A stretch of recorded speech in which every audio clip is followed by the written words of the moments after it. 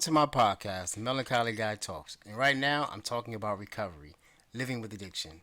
In this podcast, I'm sharing my journey through life while being an open, polyamorous African American male living in recovery. I am the Melancholy Guy, Calvin, or CPJR if you know me. And today, I definitely believe that change I must or die I will. To learn more about the Melancholy Guy, go to Instagram, click the link in the bio. Also, with the donation of just $1, you can have access to my first series on ethical non-monogamy, the fun stuff that started my podcast journey. See my Patreon page for more info, links in the show notes and the Instagram bio. So let's talk. Today's date is 7/16/2020, and it's been 180 days, 6 months, since I felt the need to pick up my drug of choice. Today's episode is looking back over the last 6 months, episode 63. This show will consist of 3 segments: the weekly check-in, the discussion topic, and the Ask an Addict question of the week. That's Ask a Recovering Addict question of the week. This is the format that I experienced many times that I was in intensive outpatient treatment, so it seems appropriate now as this show is truly an integral part of my recovery process. Welcome or welcome back. Come on in, have a seat. Let's get started. It is time for the check-in. And let me start. This week, or I can't remember the exact last time I was actually sitting in this chair recording an episode, but I know it's been a minute. Since that time, Kimma and I are pretty much settling into our new place, and we've actually been on went on a trip to visit her family in St. Louis. I actually could drive. I drove the entire way there and the entire way back. That's been my first road trip since, I would say, 2012. The first time I actually drove to any place that's far. And it's been my first road trip to road trip to the Midwest. So it was a lot of firsts. It's been a lot of firsts ever since I started this process. But set my intentions, and my intentions are coming true. And it was a good trip. I met her wonderful family. Had a great time with them. Actually, the whole trip completely sober. Um, my whole time there completely sober, and it's interesting that I was sober. But anyway, yeah, I think some of her family works for the brewery Anheuser Busch, so um, there was beer everywhere. But I didn't have any desire to drink it at all. Right, I enjoyed my ginger beer, and I had a great time. Um, but that was it was good to get back on the road. It was good to getting back to something that I enjoy. I enjoy driving. Last summer I drove the entire summer, driving for Lyft and or DoorDash, Postmates. I was basically in the car every day, and that put me in the streets every day, and put me in some of the worst situations that I've ever been through. And that I actually because of that quick cash, I experienced the joy of driving every day, which I love doing, and then I experienced the agony of using every day, because of the way the money came through my hands at that point. That sort of brought me to, I guess, the rock bottom that I needed, and it brought me to where I am now. So going forward, I guess in a couple weeks, I'm gonna try to get back. I've been off my normal schedule now. I guess with the moving and getting settled in, takes a lot of energy, right? Moving, working every day. Even though I'm pretty much here working from home because of COVID, it's still a lot of energy, and then it's a lot of energy also in a new relationship, in a new house, a new home in the middle of a pandemic. So it's been a lot of changes. I kind of understand now why they say that it might be best to wait a year. Not that anything's wrong with our relationship. There's not That's not the issue. The issue is me. I must fully admit that me getting used to whatever this new normal is. And I'll talk more about that in the next segment. But it's definitely been work for me to it's an ongoing job for me to get used to this new life, right? It's not the same life that I had before. Um, there's no using. There's no drama. There's no anything, especially in the middle of a COVID. There's basically just work and after work. And then, we are going to the beach next in a couple weeks. So that should be fun. Just one day down in Ocean City, social distancing, mask the whole time.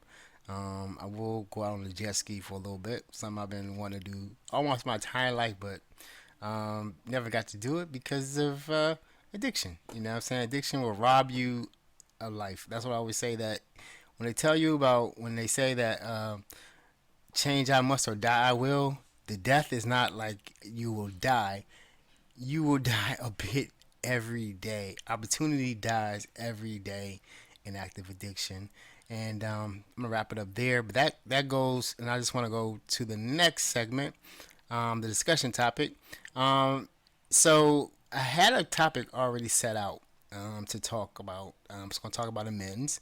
I'm gonna table that topic because I wanted to just take a minute to reflect on how my life has been since 1/18/2020, the last day that I succumbed to my drug of choice, the last day that I used crack cocaine, and just how has how has life been different since that time, and what do I remember about active addiction, and why am I not choosing to go back to that lifestyle? Um, so right away, I can tell you, is life has been great as far as working at a company that I enjoy working at, working at a job that I enjoy every day, and looking forward to growing with the company. Even at my advanced age, I still enjoy the opportunity to take on new challenges and new tasks. It's a very dynamic company, and I appreciate that. So that's been better.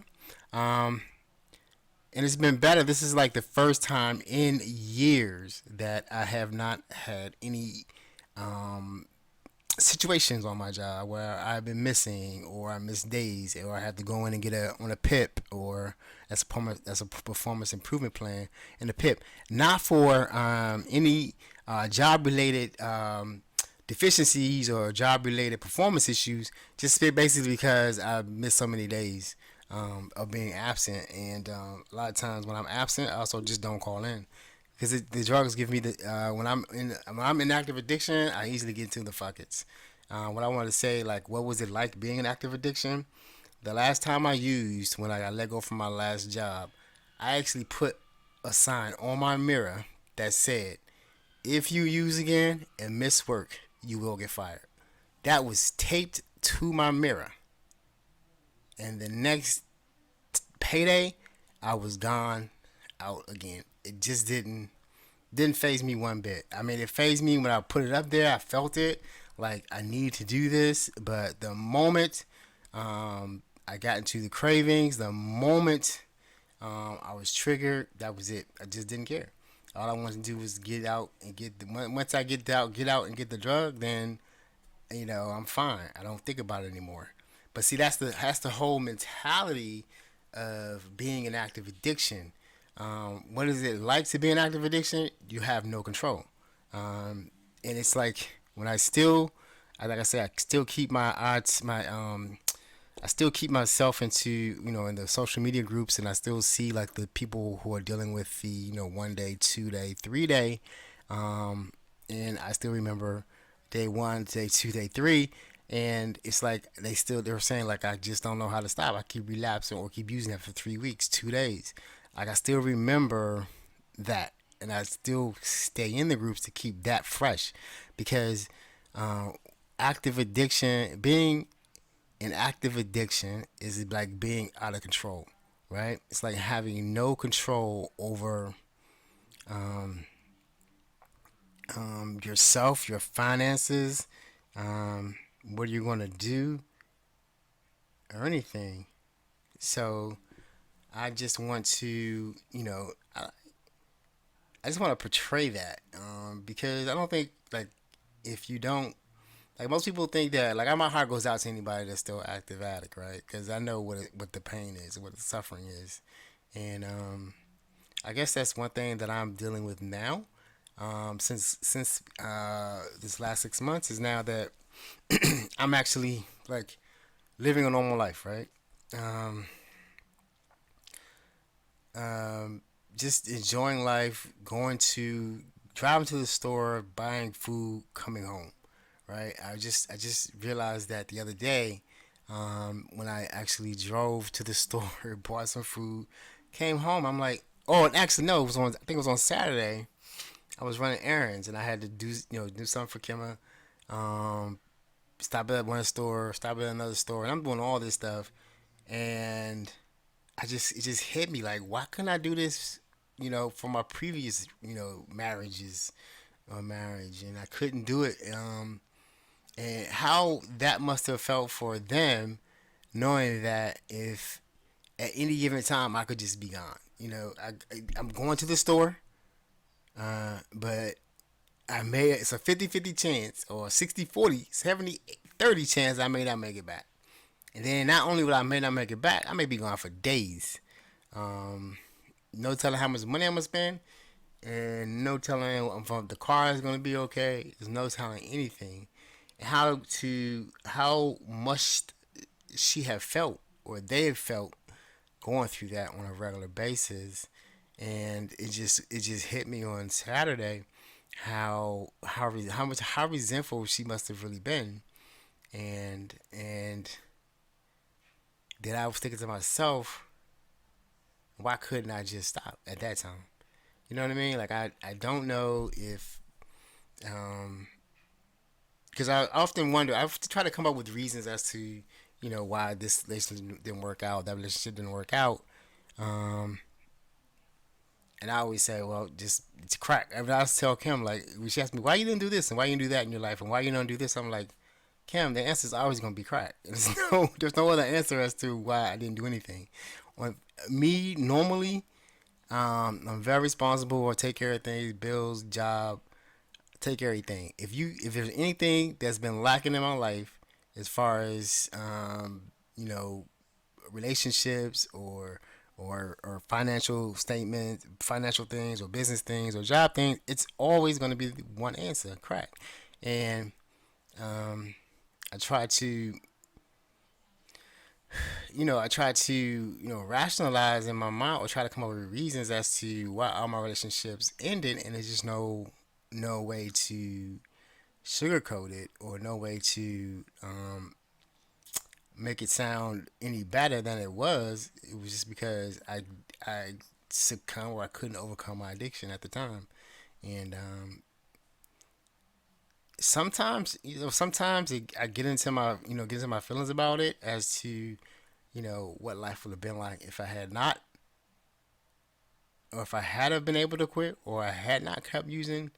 Um, so, but that's like you can't really do that when you're in addiction because that's one thing that'll drag you back down. Only thing I can do is accept that I did not, and there was no reason. There was no. That's it. That's it though. That's it. There was no reason. There was no reason outside of my addiction that kept me using. It was not because of them. It was not because of the situation. It was not because of the environment. It was not because of the job. It's not because of nothing. It was just because of the addiction that I kept using and I could not stop. The only reason that I'm here now today is because I'm finding what I need within myself, my recovery program, and my high power to stay um, where I am today. So that's basically how I'm dealing with it and how I'm pushing forward every day. Just not, but every time it's still, but it's just not really dwelling on it. But I still like to think about it because even though, like I've always said in the previous episodes, you know, even though my life seems calm now, it's like I'm still in the storm. Like I don't know when the next use or relapse is. That's not true. I know I know when a relapse is gonna happen. I'm not in a relapse state.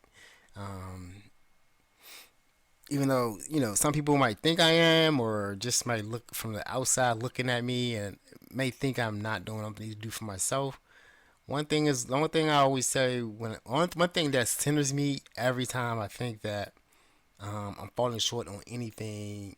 I always come back to I started this by myself. Is this isn't for anyone. This is strictly for me. And when I started this, I set my intentions for my life, and that keeps me going. Like whenever things seem kind of crazy, or um, they seem to be not going the way I think they should go, or or the way that they ought to go, I always say, well, these are my intentions. I set these intentions. Whatever this situation is now may have nothing to do with my future. Long as I keep myself straight, going to where I'm supposed to go. That's how I keep centered. That's how I keep on track. And sometimes I have to remember that I don't know who I am, right? I don't know who I am because this thing started like almost 30 years ago. So I'm basically that person who I was 30 years ago. I have growth in some areas. I had some resolution in some areas. I took to my truth in some areas. But emotional wise, maturity wise, sometimes I'm still that same 20-year-old that was still there when I started using. So um, sometimes I can get overwhelmed with emotions because um, they're new. I haven't really had a chance to really feel things for so long. So, and then another thing is I've never. It's been a long time since I've actually had to take responsibility for things. When you're an addict, you don't really care about bills and people and what I'm saying, relationship. You really don't care. Ultimately, you feel bad when stuff don't work out. But as an addict, you always know how to feel good. And one way that I know that keeps addicts in the streets is because um, coming home is hard. You know what I'm saying? This is hard because this is not, what I'm saying? It's not a party every day. There's no next hit. There's no next guarantee that I'll be laughing tomorrow, other than me just doing the next right thing and just waiting for those things to come. Like I said, I know I'm happy, I'm at peace, and I cherish that. I cherish this the place that I live. I cherish the person that I live with. But it's still different, and it's still one day at a time, um, and it's still new. It's still new every day. It's still new every day, and I think that's one thing that they say. When I think about the whole, um, I don't think I don't think one thing about recovery. And if you spend any time in the room, it is not clean, it's not pretty, it's not neat. You know what I'm saying? We go through a lot, emotional wise.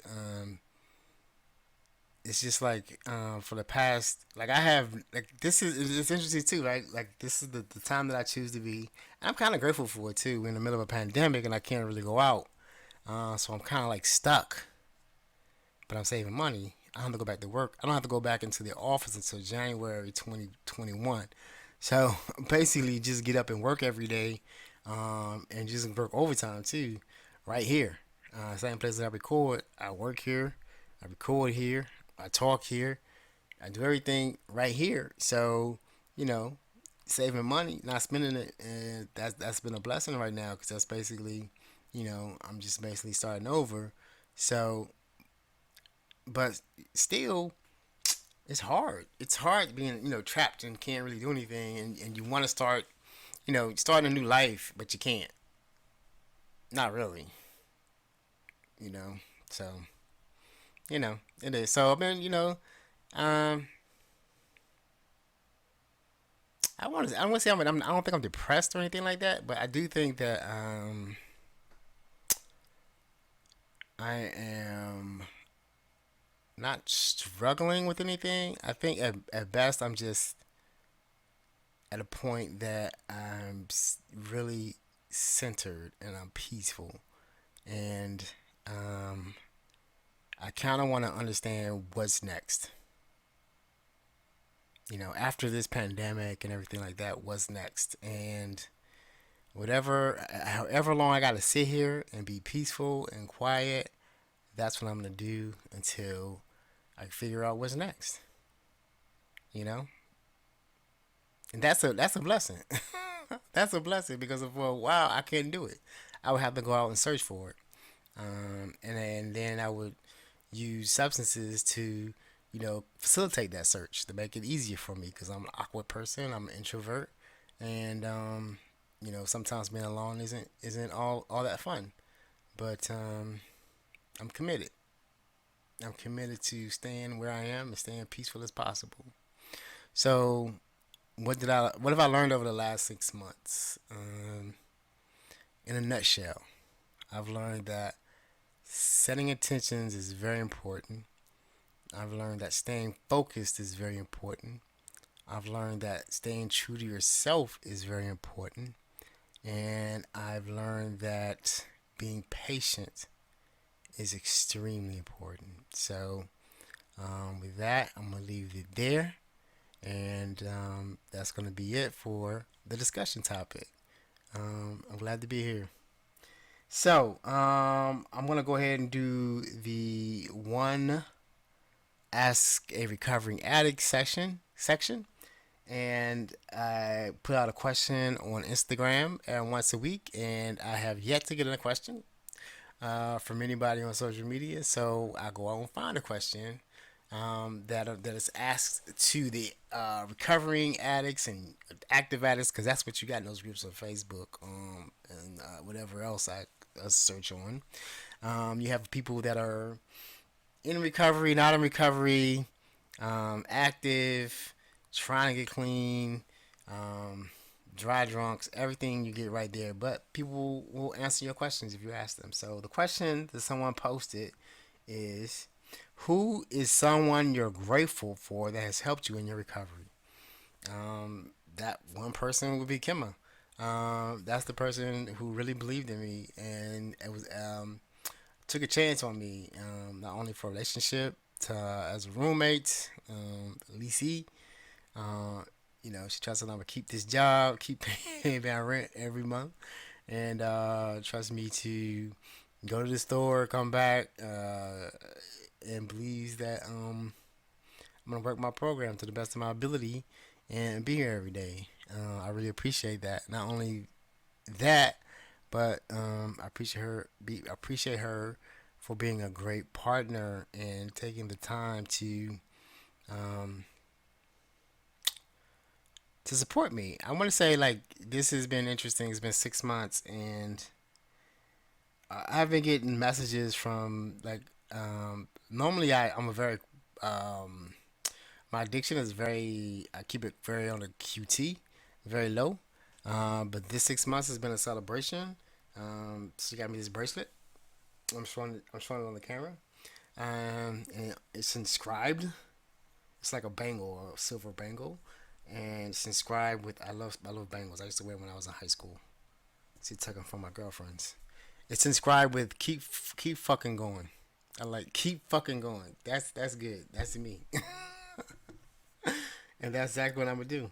Um, Not only that, I've been getting text messages from all her tribe. Have been text messaging me, congratulations and support and encouragement to keep going. And no one's ever done that before. Um, Not a one person, and that is real anchor partner shit right there, right? Like real support. Like this is real life for me. This is real life for us. Because addiction is not a singular disease; it's a family disease. It affects everyone in the home, and as long as I'm getting better, we're getting better. So that's my one person right there. Um, yeah, I'm gonna leave that there. I appreciate her a lot. Uh, so I guess that's it for this show. It'll be a little short show. I just wanted to really take time to celebrate this day. 6 months for me, it means a lot, and I guess the next time I'm really gonna celebrate is gonna be 6 months from now, a year. So um, January 18th, 2021. Maybe I'll be finally going to my office. We'll see. We'll see how COVID. People will put on their masks and socially distance. We'll finally get through this thing, but we're gonna have to get through it together. We can't get through it fighting over, science. Science is science. I'll leave that there. With that, I'm gonna take 1 second for 1 minute, 1 second for the still suffering addicts, and just say that if you're listening to this show and you're still suffering from addiction, active addiction, you don't have to use. Um,